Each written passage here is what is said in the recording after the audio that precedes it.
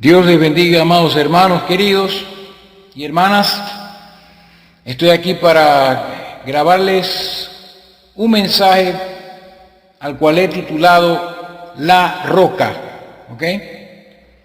Vamos a estar hablando acerca de un tema especial muy importante que todos nosotros debemos comprender, y principalmente ahora que vamos a estar enseñando acerca del misterio de la piedad, el misterio de Dios. ¿Recuerdan los dos últimos videos que les grabé? Eran la introducción a ese mensaje. Pero tengo un sentir, hermanos, de primero, antes de entrar en esa enseñanza que va a ser bastante larga, he sentido grabar este mensaje primero, porque es menester que todos nosotros entendamos de qué manera podemos conocer a Dios. Porque el propósito de la enseñanza que viene es de que todos los que escuchan la enseñanza que estoy diciendo puedan conocer al Dios de la Biblia. Entonces, me parece apropiado traerles a ustedes un mensaje acerca de cómo Dios, el Dios viviente, se da a conocer a los seres humanos. Es menester entender que hay una sola forma de conocer al Dios viviente. No hay dos, ni tres, ni cuatro, ni muchas maneras como algunos piensan. Hay una sola manera de conocer a Dios. Y una cosa muy importante, hermanos, es que los mensajes que yo les grabo, en realidad son solo eso, mensajes que salen de las Escrituras para que todos ustedes los escuchen. Y el único propósito que yo tengo en estos mensajes es darlos a conocer, hablarlos, para que todo aquel que los escuche reciba de Dios y no de parte mía el entendimiento acerca de cada uno de esos mensajes. Que sea Dios el que revela, el que muestra y el que da entendimiento profundo acerca de lo que se enseña y acerca de lo que se habla. Entonces, el tema de este mensaje llamado La Roca es la revelación. Vamos a comenzar por ahí y voy a leerles el pasaje de la Escritura en el cual me voy a basar para traerles este mensaje a todos ustedes, hermanos. Y ese pasaje se encuentra en el Evangelio según San Mateo, capítulo número 16. Buscar el Evangelio según San Mateo, capítulo 16. Y el versículo es el versículo 13. De aquí vamos a salir, de aquí vamos a partir en este viaje, en este mensaje, viajando por las Escrituras y enterándonos de cómo Dios se revela al hombre, de cómo Dios quiere que recibamos la palabra, de cómo Dios quiere que recibamos estos mensajes que se están enseñando y grabando, y de cómo Dios da a conocer a sus discípulos los misterios encerrados en las Sagradas Escrituras y las Escrituras mismas. Así que les leo el Evangelio según San Mateo, capítulo 16, verso número 13, el cual dice: viniendo Jesús a la región de Cesarea de Filipo, preguntó a sus discípulos diciendo, oiga esto, ¿quién dicen los hombres que es el Hijo del Hombre? Ellos dijeron, unos Juan el Bautista, otros Elías y otros Jeremías o algunos de los profetas. Interesante esto. Y él les dijo, ¿y vosotros quién decís que soy yo? Respondiendo Simón Pedro dijo, tú eres el Cristo, el Hijo del Dios viviente. Entonces le respondió Jesús, bienaventurado eres, Simón, hijo de Jonás, porque no te lo reveló carne ni sangre, sino mi Padre que está en los cielos. Y yo también te digo que tú eres Pedro, y sobre esta roca edificaré mi iglesia, y las puertas del Hades no prevalecerán contra ella. Estas son palabras muy poderosas. Y ahí la palabra Hades en la versión antigua se traduce infierno. O sea, las puertas del infierno no prevalecerán contra ella. Y aquí, partiendo de este verso, de este pasaje de las Escrituras, me propongo mostrarles a ustedes cuál es el verdadero fundamento de la iglesia del Dios viviente. Porque muchos se preguntan y sacan diferentes conclusiones y teorías acerca de este pasaje, sobre qué se edifica la iglesia del Señor, y nosotros vamos hoy a traerles a ustedes el significado escriturial de lo que acabamos de leer. Primeramente, tenemos que definir la palabra revelación, porque cuando Simón Pedro dijo, tú eres el Cristo, el Hijo del Dios viviente, el Señor Jesús reaccionó diciéndole, dichoso, feliz, bienaventurado eres, Simón, hijo de Jonás, porque no te lo reveló carne y sangre. O sea, no te lo reveló ningún hombre. Oiga, esto es importante, porque yo soy un hombre y les estoy enseñando. No soy yo el que les voy a revelar las Escrituras. No es carne ni sangre la que enseña la palabra. Para entender la palabra de Dios y entender y conocer al Dios viviente, la única manera de hacerlo es recibiendo una revelación espiritual, lo cual da el Espíritu de Dios a todos aquellos que creen y que son predestinados. Entonces, yo quisiera poner un fundamento sobre este mensaje que les estoy predicando, sobre lo que es la revelación, porque esta palabra se repite muchas veces en la Biblia: revelar, reveló, revelación, revelará. Esta palabra está impregnada en las Escrituras y tenemos que entender a qué se refiere esta palabra. ¿Qué quiere decir una revelación? ¿Qué es una revelación? Hay personas que piensan que una revelación es una idea que de repente vino a la mente de la persona. Hay personas que piensan que es algo que escucharon al oído y cosas por el estilo. Y puede ser cualquier cosa. Hay personas que todo el tiempo están recibiendo revelaciones, supuestas revelaciones de la vida de otras personas o qué sé yo, otras cosas. Pero vamos a definir la palabra revelación según las Escrituras. Revelación en el griego es la palabra apocalipsis. Por eso es que el último libro de la Biblia se llama Apocalipsis. La palabra apocalipsis tiene un significado bien revelador, bien especial, que es el que nos abre el entendimiento acerca de cómo es que un hombre puede conocer al Dios viviente y cómo es que la iglesia del Señor Jesucristo es edificada.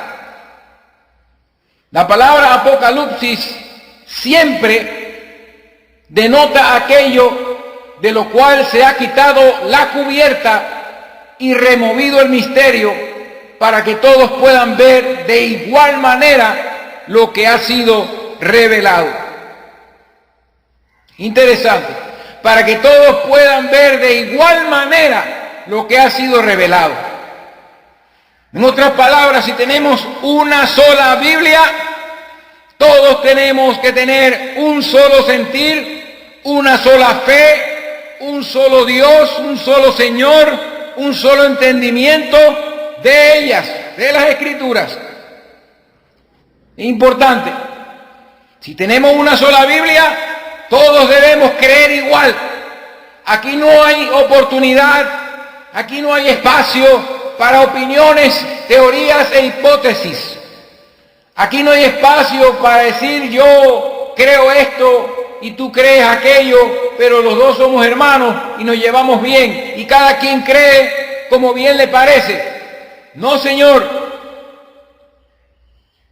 Dios nos quiere llevar a entender una sola Biblia y a reunirnos alrededor de esa Biblia y ser parte de esa Biblia.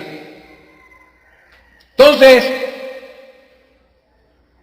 la palabra Apocalipsis siempre denota aquello de lo cual se ha quitado la cubierta o una cortina. Entonces yo les voy a hablar de una pequeña figura para que ustedes puedan entender mucho mejor ese término, revelación, Apocalipsis. El sentido de esta palabra nos lleva a un artista, vamos a ponerlo así, un artista que es escultor, que hace esculturas, y este hombre se dedica o se pone en movimiento para crear una escultura de un hombre a caballo.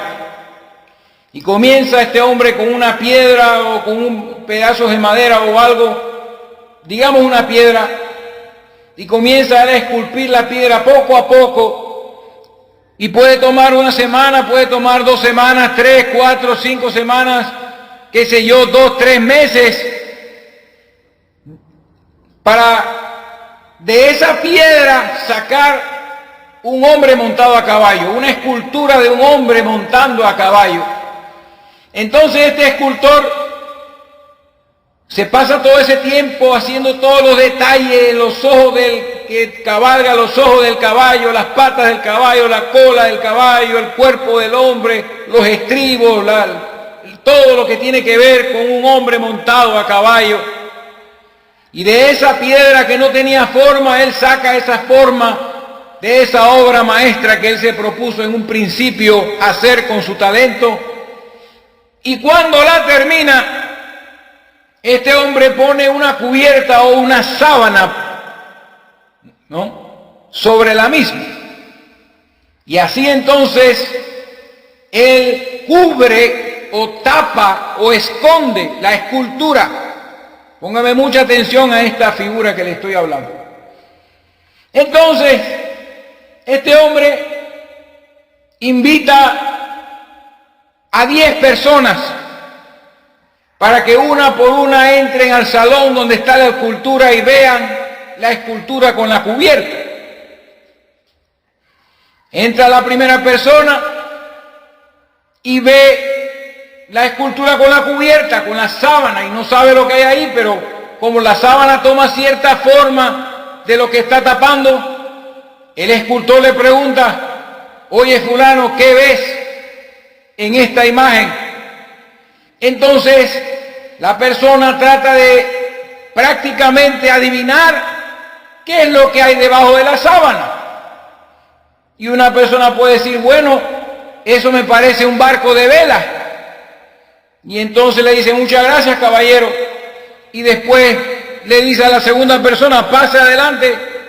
Señor, dígame usted, ¿qué usted ve en esta escultura que está cubierta?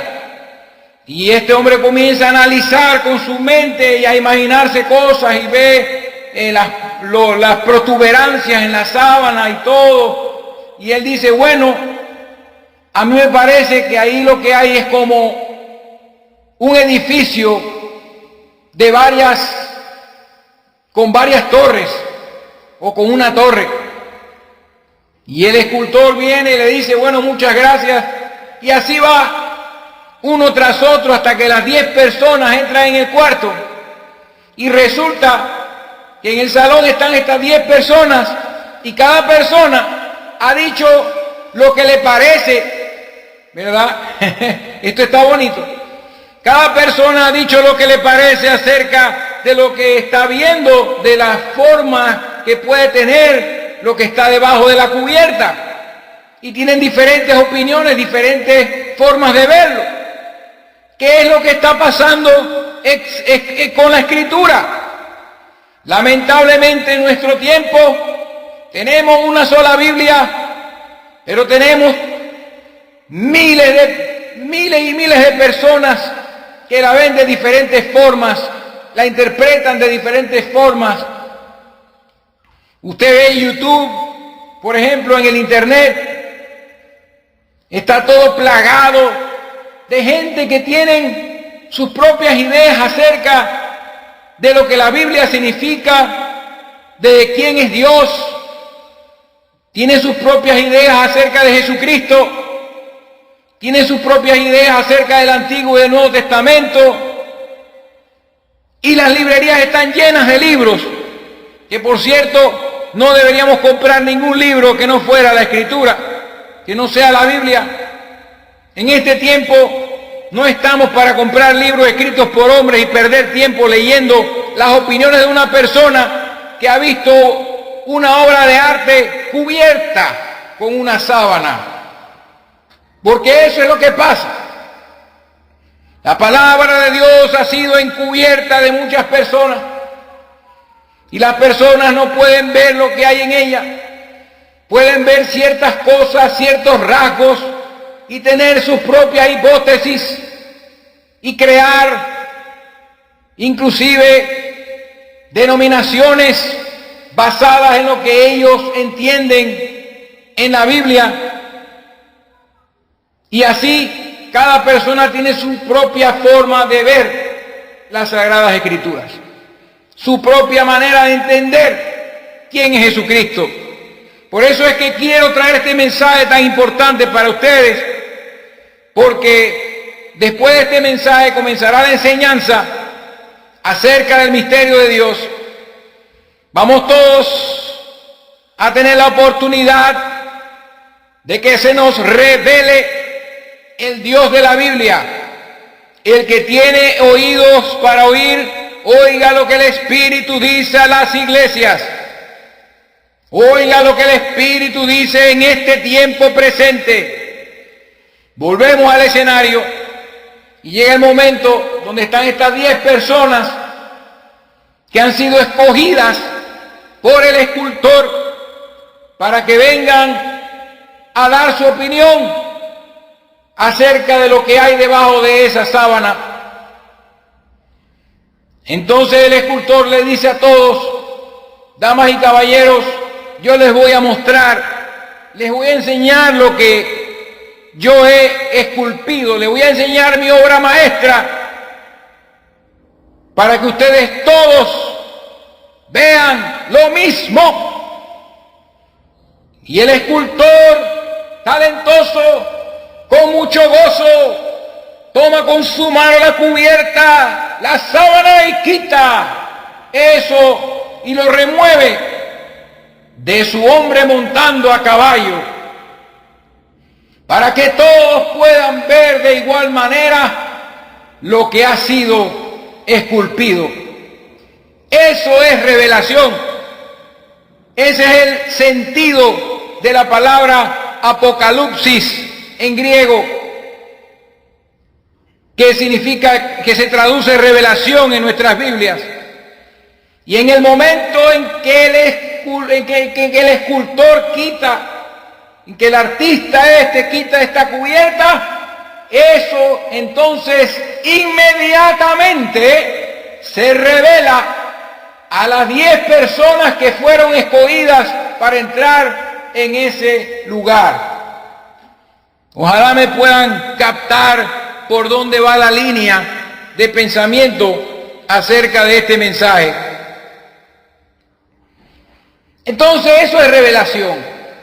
Y entonces las 10 personas ven todos lo mismo y se dan cuenta, pero si estábamos equivocados, cada uno tenía su propia idea. Quizá uno pudo pensar, bueno, eso parece como un caballo con carga o un camello, y pudo estar más cerca de lo que era, pero no pudo ver lo que era hasta que el artista le quitó la cubierta.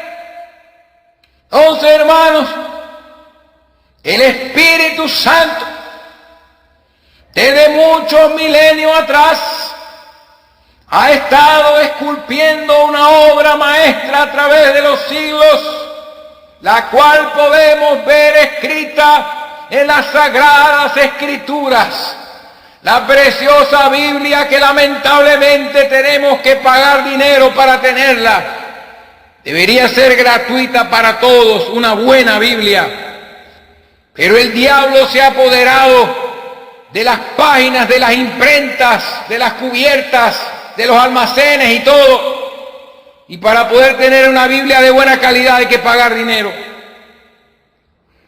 Pero el Espíritu Santo, a través de los profetas antiguos, ha venido edificando y construyendo una obra maestra. Gloria a Dios. Ha venido manifestando a través de hombres y algunas mujeres también el plan que el Dios eterno siempre ha tenido desde mucho antes de la fundación del mundo, para manifestarse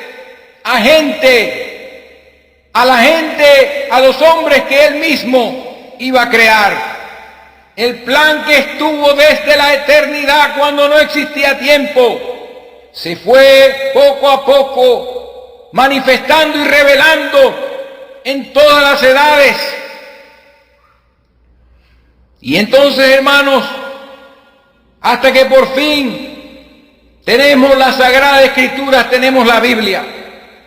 Tenemos que darle valor a las Sagradas Escrituras, porque muchos las han desechado y las desprecian en su corazón y prefieren escuchar espíritus pretenciosos y engañadores antes que recibir lo que Dios ha escrito en su palabra. Entonces, amados hermanos, la obra maestra del Espíritu es la palabra. El Señor Jesucristo es la palabra hecha carne, es el Verbo hecho carne. El Espíritu Santo creó esa célula en el vientre de María, creó eso en el vientre de María, que fue creciendo como un feto por 9 meses, y que al tiempo fue dado a luz, y su nombre fue llamado Jesús, nombre que se le dio desde antes de nacer, y que había sido predestinado también desde antes de la fundación del mundo, para que se le diese. La obra maestra del Espíritu Santo, la obra maestra del Espíritu de Dios, que como está escrito, toda la Escritura es inspirada por el Espíritu Santo. Toda la Escritura es inspirada por el Espíritu Santo. La obra maestra del Espíritu Santo es la palabra de Dios, y por eso tenemos que mirar siempre a la palabra para encontrar al Dios viviente que hizo los cielos y la tierra. Entonces, hermanos, el Espíritu Santo como escultor, el que quita la cubierta, el que revela los misterios, el que quita la sábana y en un abrir y cerrar de ojos te da la visión correcta acerca de Dios, de su plan y de todos los misterios que se hablan en la Biblia, sean terrenales o celestiales. Yo te puedo predicar con mucho detalle, te puedo predicar por horas o por días, pero si el escultor, el Espíritu Santo, no quita ese velo, no quita la cubierta, no te revela lo que se está diciendo, no te revela lo que está escrito, no te revela lo que se predica, lo que recibirás solamente es un entendimiento intelectual. Tu vida seguirá igual y no cambiará. Seguirás con tus planes y podrás quizás decir, hermano, ese mensaje estuvo tremendo, ese mensaje estuvo muy bueno, pero seguirás viviendo la misma vida que has vivido siempre, porque eso entró como un entendimiento mental, como algo humano, como algo intelectual. Por eso es mi oración, que el Espíritu Santo te revele la palabra de Dios cuando es predicada, que el Espíritu Santo te revele al Dios viviente, que el Espíritu Santo descubra todos los misterios que están escondidos de los ojos de los sabios y entendidos en las Sagradas Escrituras. Hermano y hermana, deja de mirar a los líderes falsos que hablan en los púlpitos modernos y que andan predicando en internet y en todas partes y llamándose a sí mismos apóstoles y profetas y haciendo que la gente ponga sus ojos en ellos mismos y haciendo que la gente les crea las ideas que ellos tienen acerca de las Escrituras y no la revelación de las Escrituras por el Espíritu de Dios. Así que es menester que entendamos que la revelación es necesaria. El acto de quitar la cubierta por el Espíritu es necesario. Yo te puedo predicar, te lo dije, pero yo no te puedo revelar nada. Eso le toca a Dios, quitar la cubierta, porque Él es el artista, Él es el creador, Él es tu hacedor.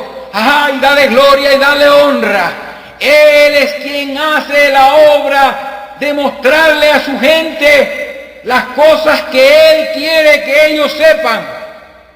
Y algo muy importante, lo más importante, es que Dios es quien nos tiene que revelar el mensaje y la palabra que debemos recibir todos nosotros en este día presente. Esto es muy importante y más adelante lo voy a tocar. Entonces, el Señor Jesucristo andaba con los apóstoles todo el tiempo y les enseñaba y les decía muchas cosas. A muchos les hablaba en parábolas. Y en una ocasión, en el capítulo 13 del Evangelio de Mateo, los discípulos le preguntaron al Señor Jesucristo, ¿por qué tú les hablas a ellos en parábolas y a nosotros nos declaras todo? Y Jesús les respondió, porque a vosotros os es dado conocer los misterios del reino de los cielos, pero a los demás no. O sea, hay una línea que divide, hay una línea que separa a los verdaderos hijos de Dios, a los predestinados hijos de Dios, discípulos de Cristo, de los demás. Y esa línea es la revelación. Dios a sus hijos no les esconde nada. Dios quiere que todos sus hijos conozcan todas las cosas que tienen que conocer y que los conozcan y que lo entiendan a la perfección. Por eso, cuando Jesús iba con sus discípulos camino a la región de Cesarea de Filipo, les preguntó, le hizo la pregunta, y le dijo: ¿quién dicen los hombres que es el Hijo del Hombre? En otras palabras, hijos míos, ¿quién dicen los hombres que soy yo? ¿Qué dice la gente acerca de mí? ¿Qué dice la gente acerca del Hijo del Hombre? Y el verso 14 nos revela lo que estuve tratando de explicarles con el asunto de la escultura. Y ellos dijeron, verso 14, unos Juan el Bautista, alguien que ya había muerto. Otros Elías, porque Elías no murió y fue arrebatado. Y otros Jeremías o alguno de los profetas. Mire esto. Esta era la opinión, estas eran las bodas, los chismes, la habladuría de la gente, las ideas que la gente tenía de Jesucristo cuando lo veían obrar milagros y traer estas palabras maravillosas de vida eterna que traía. Uno pensaba que era un muerto, Juan el Bautista. Ah, no, este Juan el Bautista resucitó de los muertos. Otros decían que era Elías. Otros decían que era Jeremías o alguno de los profetas. ¿Qué me dice esto? Que las gentes en aquellos tiempos conocían de Juan el Bautista porque había venido antes de que Jesucristo se manifestara públicamente. Y conocían a Elías por las Escrituras, porque Elías ya no estaba, en ese momento no estaba por ahí. Él había sido arrebatado en los días del rey Acab. Y otros Jeremías, imagínense, o alguno de los profetas. Hermanos, esto apunta a la realidad de que la gran mayoría de los judíos en el tiempo de Jesús se reunían y se congregaban en las sinagogas para escuchar a los fariseos y saduceos, las denominaciones del tiempo de Jesús. Escuchaban las escrituras de boca de ellos y sabían de Elías y sabían de Jeremías y sabían que estaba la ley de Moisés y los profetas. Existía la ley y los profetas. Sabían de Moisés, sabían de Isaías, sabían de Ezequiel. Y cuando veían a Jesucristo, decían, bueno, este tiene que ser uno de esos profetas que nos habla la gente en la sinagoga. Esa era la opinión de la gente. Cada uno tenía su manera de ver las cosas y de ver a Jesucristo. Y vamos a centrarnos en esto, porque esto no ha cambiado. Lamentablemente, en nuestros días la gente sigue igual. Se reúnen en sinagogas, denominaciones, a escuchar maestros intelectuales como los fariseos, que tenían tradiciones y credos, porque los fariseos creían en espíritus, que habían espíritus y ángeles, y los saduceos decían que no habían espíritus ni ángeles, ni tampoco resurrección. Es lo mismo que los bautistas el día de hoy dicen que los dones del Espíritu ya no se pueden manifestar. Entonces los pentecostales dicen que sí. Y bueno, hay división entre la gente. 33,000 denominaciones diferentes, con credos diferentes y formas de pensar diferentes acerca de Jesucristo y su palabra. Estamos en la misma situación, pero peor. El asunto es que ellos fallaban en ver quién era ese hombre que andaba por allí sanando enfermos, echando fuera demonios, que se veía tan normal como cualquier otra persona. No lo veían como el Mesías. A todos ellos se les predicaba del Mesías. Los fariseos esperaban al Mesías, sabían dónde iban a nacer. Cuando le preguntaron a los fariseos y a los escribas dónde habría de nacer el Mesías, el Cristo, ellos dijeron en Belén de Judea, porque escrito está. ¿Ve? Ellos tenían la escritura, ellos tenían la Biblia en ese tiempo, el Antiguo Testamento, pero tenían sus propias ideas acerca de ellas. Y ellos esperaban a un Mesías, al ungido de Dios. Lo esperaban como el rey que los iba a liberar del imperio romano, porque ellos entendían que el Mesías iba a ser un rey y que él gobernaría toda la tierra y gobernaría sobre su pueblo Israel y lo libertaría. Ellos siempre estaban esperando al Mesías, pero no podían ver el misterio que había detrás de las promesas del rey, del Mesías, del ungido de Dios. No pudieron entender porque no se les ocurrió en la mente y mucho menos recibieron la revelación de que el Mesías primero tenía que venir a ser sacrificado, rechazado y crucificado. Esta es una cosa muy importante. Entonces veían a Jesucristo como un ser humano común y corriente, y estos líderes falsos de esas denominaciones en aquel entonces, cuando lo veían echar fuera demonios, decían: este hombre echa fuera demonios por Belzebú, el príncipe de los demonios. Le tenían envidia y todas estas cosas. No entendían quién era esa persona, por qué tenía estas señales, por qué tenía este poder, por qué la gente lo seguía. Y se veía tan común, tan normal. No andaba con esas ropas hermosas que tenían los fariseos y se ponían encima. Que me dice a mí que Jesucristo hoy no andaría con esos sacos y esas corbatas y esos perfumes y toda esa pompa. No. Una vez le preguntaron al Señor Jesús: Rabí, ¿dónde moras? Y el Señor Jesús le respondió: las zorras tienen guarida, pero el Hijo del Hombre no tiene dónde recostar su cabeza. Imagínense, algo así les dijo.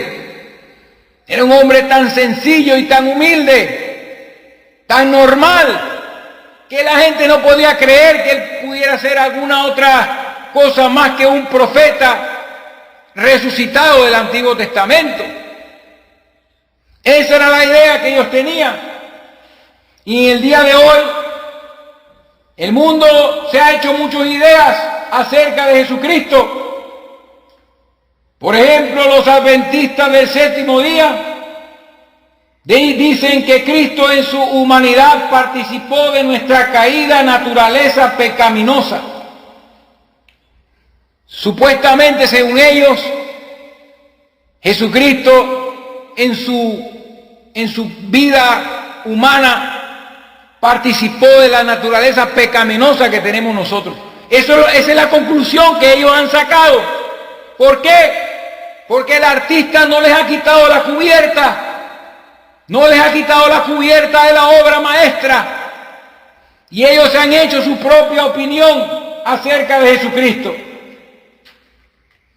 Tenemos a los testigos de Jehová o los ruselistas que decían que Jesucristo era un hombre, nada más y nada menos, no más que el arcángel Miguel.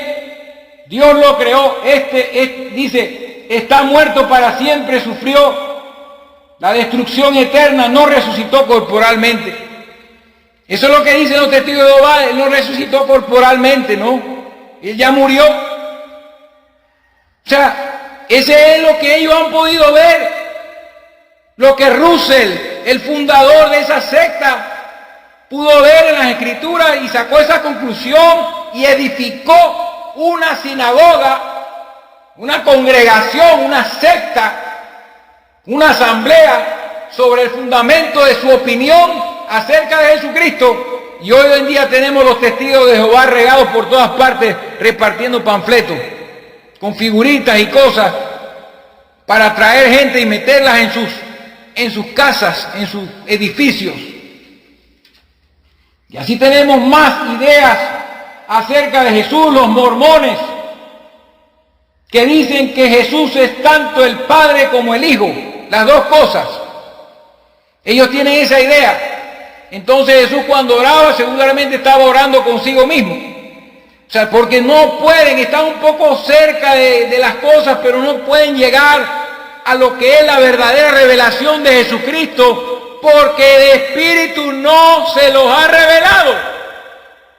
Y ellos han fundado sus sectas y religiones sobre sus opiniones, credos y teologías y no sobre la revelación de quién es Jesucristo. Esto es importante. Así que no se trata de lo que tú opinas, ni de lo que yo opino. Es fácil opinar. Pero hermanos, tenemos que tener una sola imagen, una sola idea, un solo entendimiento de quién es Jesucristo para poder entender al Dios que hizo los cielos y la tierra, para poder entender al Dios viviente. Así que todos tenían en aquel entonces idea de quién era Jesús y conocían las Escrituras. Entonces Jesús les dijo, ¿y ustedes? Esto es interesante. ¿Y vosotros quién decís que soy yo? Porque a él le interesaba saber también qué opinaban o qué decían los apóstoles y seguidores y sus discípulos acerca de él. Y en ese momento algo sucedió. Y Simón Pedro saltó al frente de todos y dijo, tú eres el Cristo, el Hijo del Dios viviente. Oh, gloria a Dios. Tú eres el Cristo, el Hijo del Dios viviente. Entonces, esto que Simón Pedro dijo no fue la opinión que él tenía acerca de Jesús. Él no se dio cuenta de que en ese momento él había recibido algo de arriba. Había recibido algo de arriba que le había revelado quién era ese ser maravilloso que los acompañaba todo el tiempo y que iba con ellos. Y recuerdo cuando estaban en la barca que se hundía y el Señor Jesús estaba durmiendo tranquilo y todos estaban casi hundiéndose y dijeron, Señor, despierta, que nos ahogamos, nos hundimos. Y el Señor se levantó y reprendió los vientos y todo se calmó. Y dijeron estos apóstoles, ¿quién es este hombre que aún los vientos y la mar le obedecen? ¿Se dan cuenta, hermanos? Los mismos, todos los 12 discípulos ahí en la barca, los 12 se preguntaban, ¿quién es este? O sea, ellos no tenían tampoco, en ese momento no tenían la revelación, ninguno tenía un entendimiento de quién era ese hombre que andaba con ellos. ¿Quién es este que aún el mar y los vientos le obedecen? Y veían los milagros y la multiplicación de los panes y se hacían preguntas, ¿y quién será este hombre? No podían verlo, no se había quitado el velo, pero en este momento cuando Jesús pregunta, ¿quién decís vosotros que soy yo?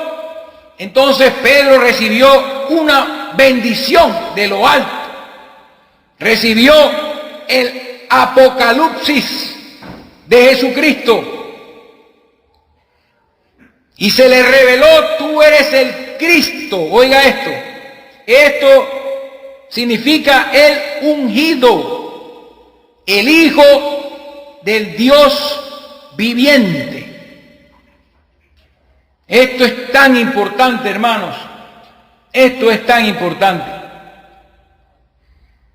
Y esto hace referencia a la humanidad de Jesucristo que fue ungido en las aguas del bautismo a los 30 años cuando fue bautizado por Juan el Bautista.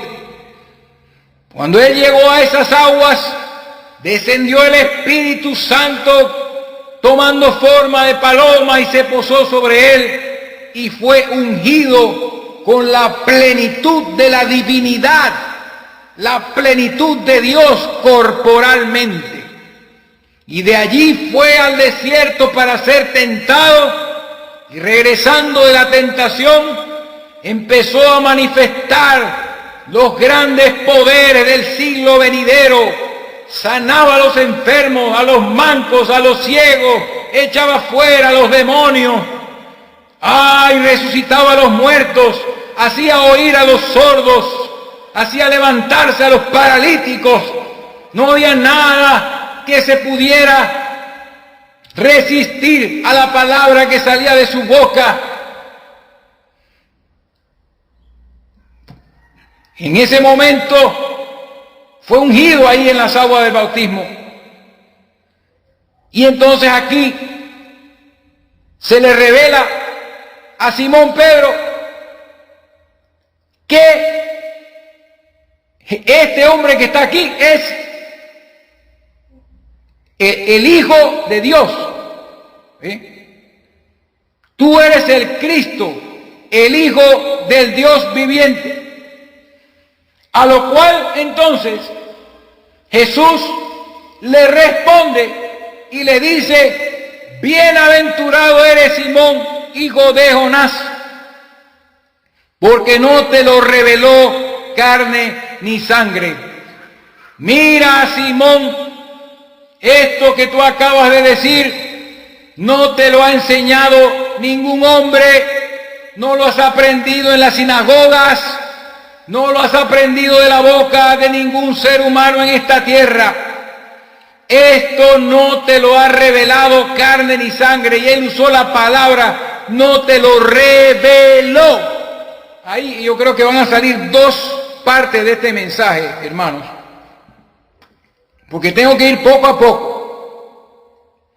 La única manera en que podemos conocer quién es Dios y podemos conocer y podemos entender la palabra de Dios es a través de revelación espiritual.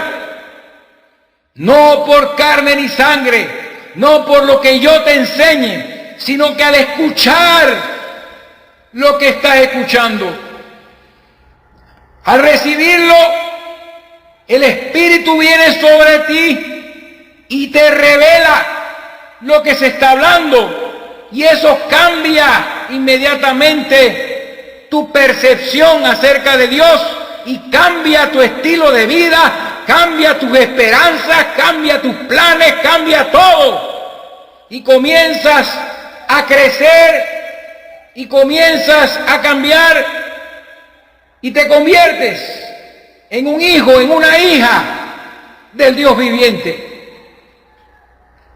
Te manifiestas como un hijo, una hija adoptado por Dios. No te lo reveló carne ni sangre, sino mi Padre que está en los cielos.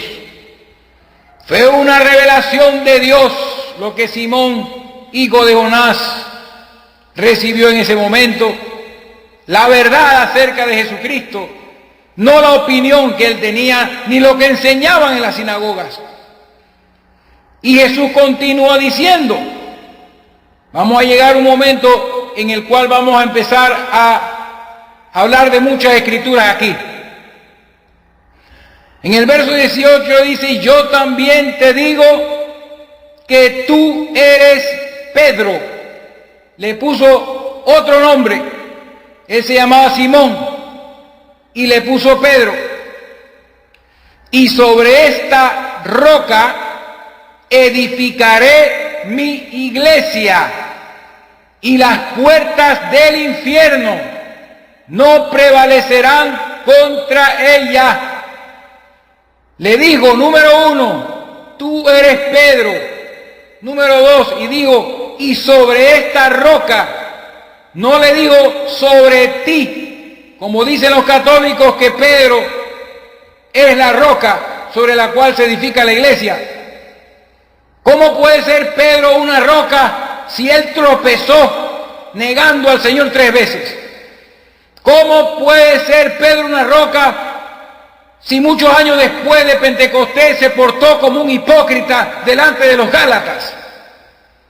Eso no es un fundamento firme. Ningún hombre puede ser un fundamento firme para hacer la iglesia edificada. Entonces, mire lo que dice. Tú eres Pedro, y sobre esta roca, tampoco dijo sobre mí. Jesucristo no dijo sobre mí edificaré mi iglesia. Él hubiera podido decir eso. Yo quiero que ustedes me sigan bien clarito lo que les estoy diciendo. Él lo dijo, sobre mí edificaré mi iglesia.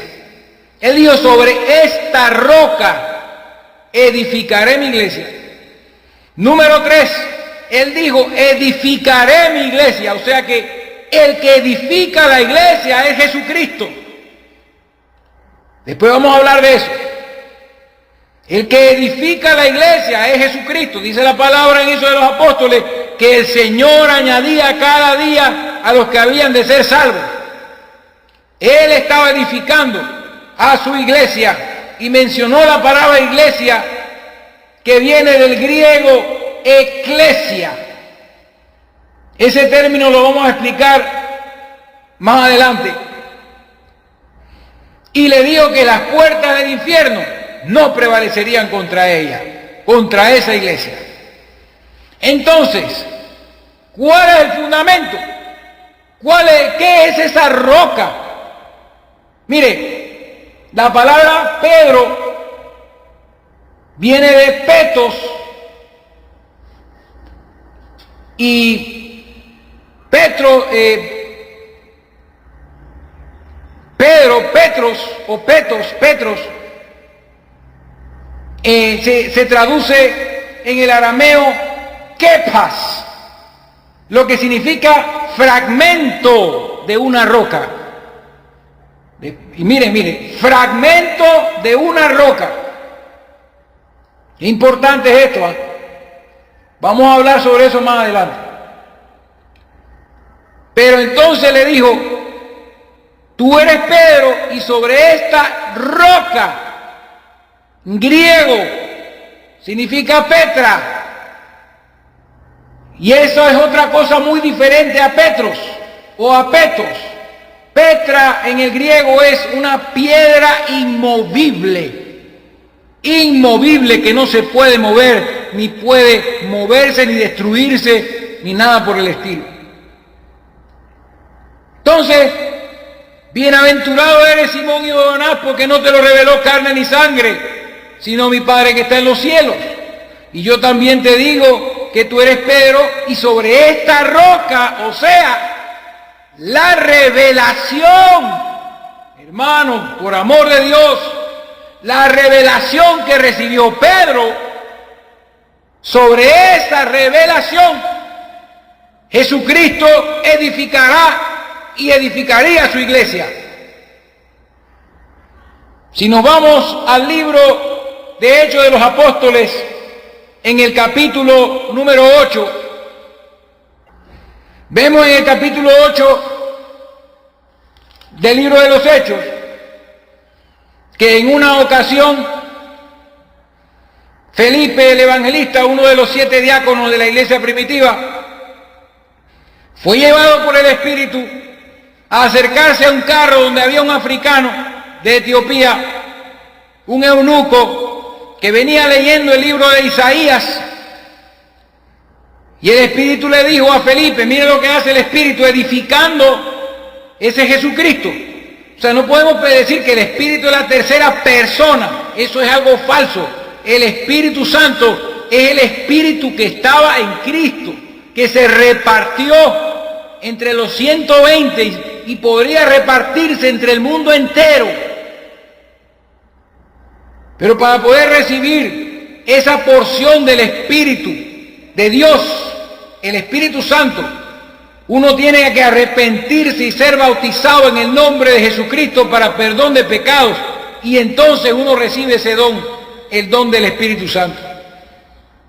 Y el Espíritu dirige a Felipe al carro y encuentra al africano leyendo un pasaje de Isaías, capítulo 53, versículos 7 y 8, hablando de Jesucristo, sin saberlo, que esto es lo que pasaba con todos los judíos.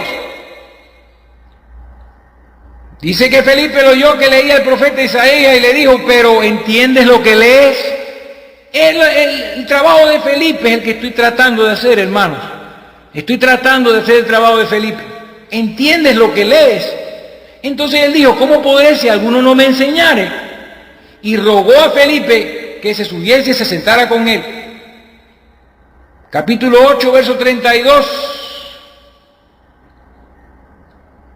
del libro de los Hechos, dice que el pasaje de la Escritura que leí era este: como oveja a la muerte fue llevado, y como cordero mudo delante del que trasquila no abrió su boca.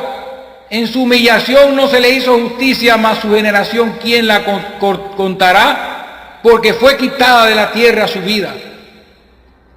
Este era un pasaje que había sido oculto por muchos años y los fariseos no entendían acerca del Mesías. Respondiendo el eunuco le dijo a Felipe: te ruego que me digas de quién dice el profeta esto, de sí mismo o de algún otro. O sea, él no sabía realmente de quién estaba hablando el profeta Isaías en esa porción de la Escritura que se leía en las sinagogas. Pero este eunuco era estudioso, él se ponía a pensar: explícame, yo quiero saber de quién está hablando Isaías aquí. Y entonces Felipe, abriendo su boca, comenzó desde esa escritura y le anunció el evangelio de Jesús. Y yendo por el camino llegaron a cierta agua y le dijo el eunuco: aquí hay agua, ¿qué impide que yo sea bautizado? O sea que todo el mensaje que Felipe le predicó al eunuco terminó en el bautismo. O sea que podemos claramente escuchar a Felipe diciendo, después de su predicación, que tenía que arrepentirse y ser bautizado. Entonces, digo al eunuco, porque dice que yendo por el camino llegaron a cierta agua, y digo al eunuco: aquí hay cierta agua, aquí hay agua, ¿qué impide que yo sea bautizado? Y Felipe no le dijo: mira, primero tienes que congregarte, tienes que repetir esta oración conmigo: Señor Jesús, me arrepiento de mis pecados, ni nada por el estilo, o tienes que venir a reunirte con los apóstoles a Jerusalén de nuevo. Nada de eso.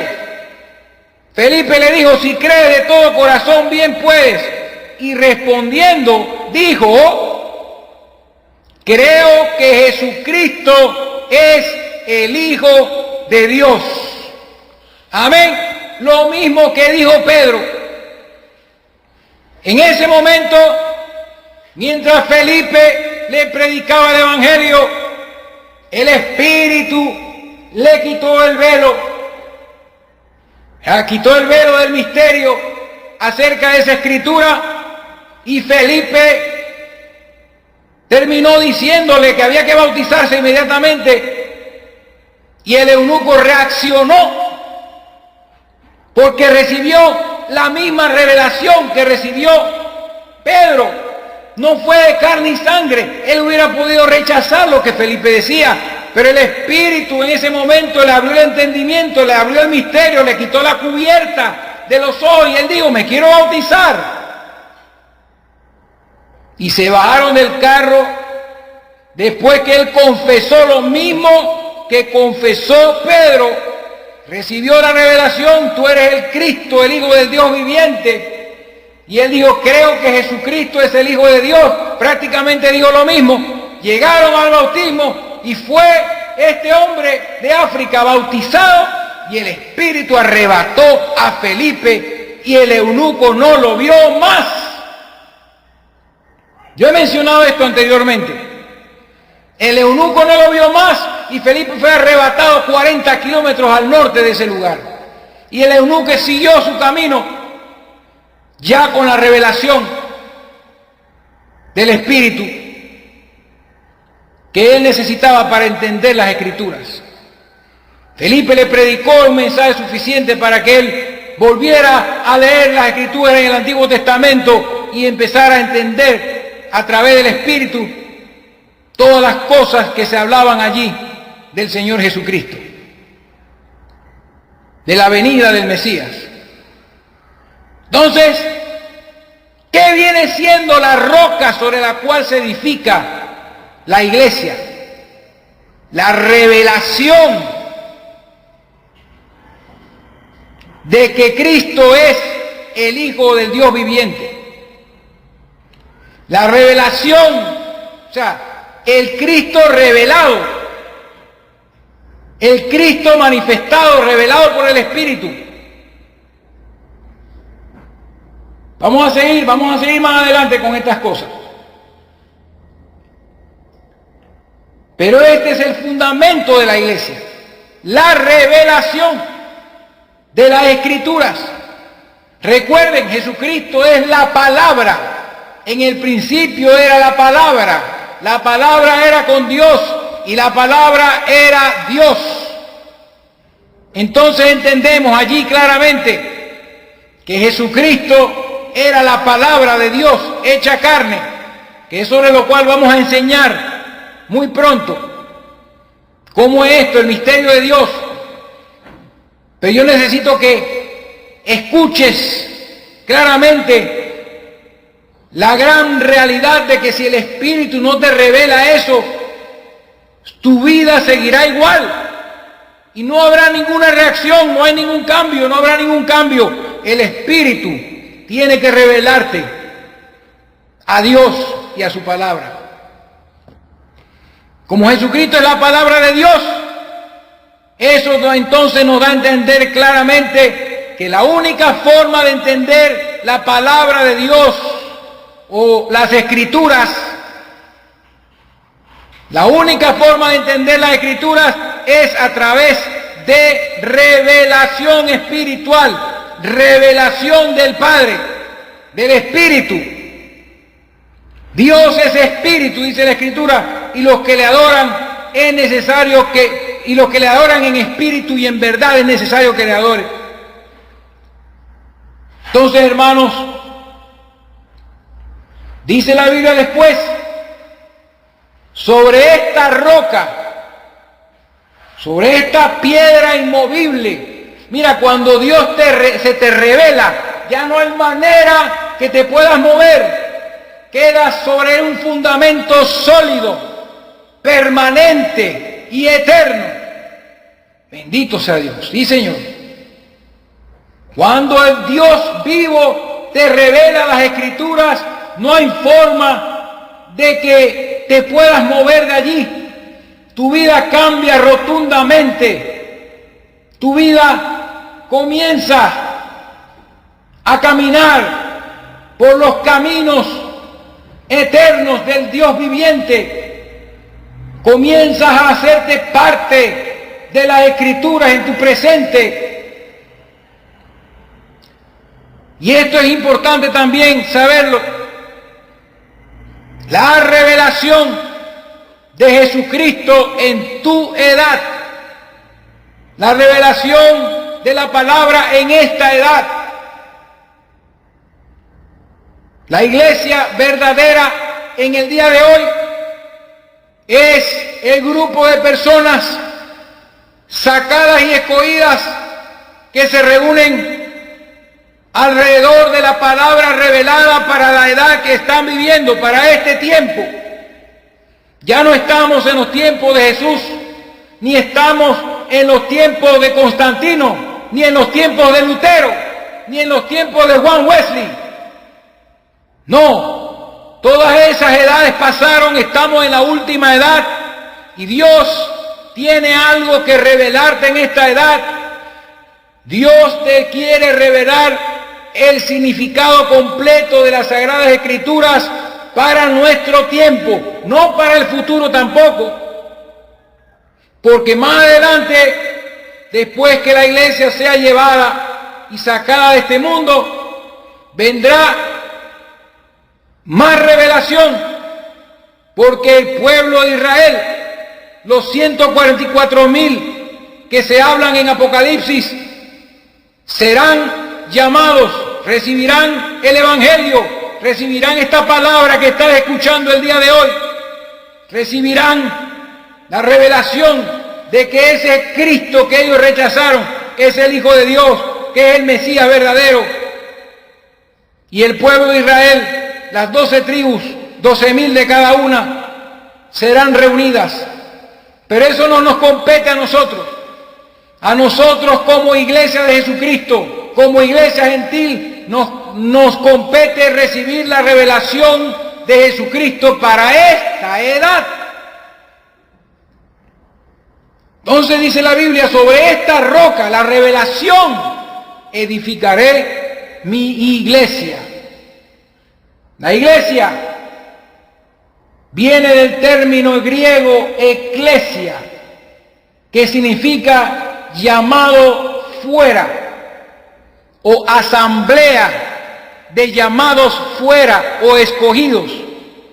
Ese es el significado de la palabra iglesia. Entonces, asamblea, congregación de escogidos. Entonces la palabra sinagoga significa lo mismo, pero viene siendo, la sinagoga es una congregación o una asamblea de juntados, de reunidos, no de sacados y de elegidos, sino de reunidos. Y eso es lo que estamos viendo a nuestro alrededor, la sinagoga de las asambleas de Dios, la sinagoga de la iglesia cuadrangular, la sinagoga de la iglesia del Evangelio completo, la sinagoga de la iglesia del movimiento misionero mundial, la sinagoga y sinagoga y sinagoga y pura sinagoga con sus propias opiniones y sus propios credos e invenciones e ideologías basadas en hombres que la fundaron. Eso es lo que estamos viendo, sinagogas, gente reunidas, no escogidas ni sacadas por el Espíritu. Como dice la palabra, y te lo dije hace un rato, que el Señor añadía a la iglesia los que habían de ser salvos. Y el Señor está haciendo eso mismo el día de hoy. La palabra eclesia en el Antiguo Testamento, en el hebreo, se pronuncia kahal. El hebreo kahal significa llamar. Y esa palabra es usada 123 veces con respecto al llamado a Israel de salir de las naciones. De salir de las naciones. Entonces, ¿qué es la iglesia? Es la congregación de llamados fuera. La asamblea de personas que son llamadas fuera de las sinagogas, que son llamadas fuera de estas corrientes mundanas, fuera del pecado, fuera del sistema mundial, fuera de cualquier denominación. La palabra esa griega, hebrea, kahal, se utiliza en Génesis 2:3, por ejemplo, cuando Dios le dice a Abraham, que vivía en tierra de idólatras, en la tierra de los caldeos. Dios le dice a Abraham, sal de tu tierra, sal de tu casa, sal de tu tierra, a la tierra que yo te mostraré. Sal de tu casa y de tu parentela, sal de tu ciudad, a la tierra que yo te mostraré. No le dijo dónde ni cuál tierra. Le dijo que se la mostraría. Pero le dijo, sal fuera. Y Abraham agarró sus cosas, en ese tiempo se llamaba Abraham. Agarró sus cosas, agarró su mujer, y se llevó todas sus cosas y salió. Sin saber, dice la Biblia, a dónde iba. ¿Ve? Porque algo se le había revelado. Dios se le reveló a Abraham, le dijo, sal de tu tierra. Como te digo yo hoy a ti, sal del entretenimiento, sal de la denominación, sal de los sistemas mundanos de iglesia y religión, sal de tus credos que te han enseñado en el pasado, sal de todo lo que el diablo ha echado sobre ti para confundirte y enredarte con las religiones del mundo. Sal de la situación en que te encuentras, sal de tu manera de pensar a la palabra que Dios te mostrará. Oh, sí, gloria a Dios. Ese es el llamado que Dios nos hace en el día de hoy. Tienes que salir de donde estás. Tienes que salir de tus propias ideas. Y por demás está que yo te lo diga, el Espíritu te tiene que revelar. Tiene que pasar algo en ti como lo que pasó con Pedro. A veces no sabes lo que haces, pero reaccionas porque algo te impulsa, algo te saca y algo te jala, como que te jala y te atrae hacia la palabra de Dios. Jesucristo es la palabra hecha carne y la Biblia es la palabra hecha libro. Te trae a la palabra. Por eso dice la Escritura algo muy importante, que nadie puede llamar a Jesús Señor sino por el Espíritu Santo. Ahí se descubre qué quiere decir eso. Nadie puede llamar a Señor a Jesús si no recibe la revelación de quién es Jesús. Ese es el punto. Nadie lo puede llamar Señor si no recibe esta revelación. La revelación, el fundamento sobre el cual Jesús edifica su iglesia, su congregación, su gente, sus piedras vivas. Como dice Primera de Pedro capítulo 2 verso 5, te lo voy a leer. Sí, capítulo 2 verso 5. Dice Pedro, mira lo que dice Pedro. Vosotros también, como piedras vivas, así como Pedro, ¿verdad? Era un fragmento de una roca, así tú y yo somos fragmentos de una roca. Somos los ladrillos, somos las piedras vivas. Dice, vosotros también como piedras vivas, sed edificados como casa espiritual y sacerdocio santo para ofrecer sacrificios espirituales aceptables a Dios por medio de Jesucristo. Eso es, como piedras vivas, seamos edificados como casa espiritual. No nos ha llamado Dios a construir templos hechos de bloques. Su templo es su propia iglesia y los bloques, las piedras, somos nosotros, piedras vivas con las cuales Dios va edificando su iglesia. Entonces estamos, como yo he estado predicando, en el tiempo del fin. Entonces la iglesia del tiempo del fin, ¿quién la edifica? Jesucristo. ¿Sobre qué? Sobre la revelación de su palabra. Entonces, está Dios edificándonos en estos momentos. Están saliendo personas, están siendo llamados, algunos sin yo saberlo, solitos han sentido que algo anda mal y se han salido de las sinagogas. Ese es el llamado del Espíritu. ¿Y a dónde te está trayendo? A la palabra, a las Escrituras. Porque allí se revela el Dios viviente, en las Sagradas Escrituras. El diablo odia la palabra de Dios. Y estas sinagogas denominacionales que hay en todo el mundo rechazan lo que no les conviene de la palabra de Dios.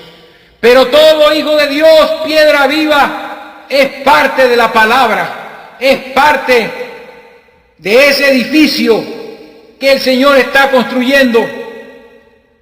El último edificio, la última pequeña iglesia viva que esté en la tierra, compuesta de muy pocas personas. Así que, hermanos, voy a terminar esta primera parte con eso. Y de ahí entonces, en la segunda parte, vamos a empezar a ir a través de la Escritura para que veamos entonces cómo es que la revelación de Jesucristo es el fundamento de la iglesia. Así que termino aquí la primera parte y procedo a grabar la segunda.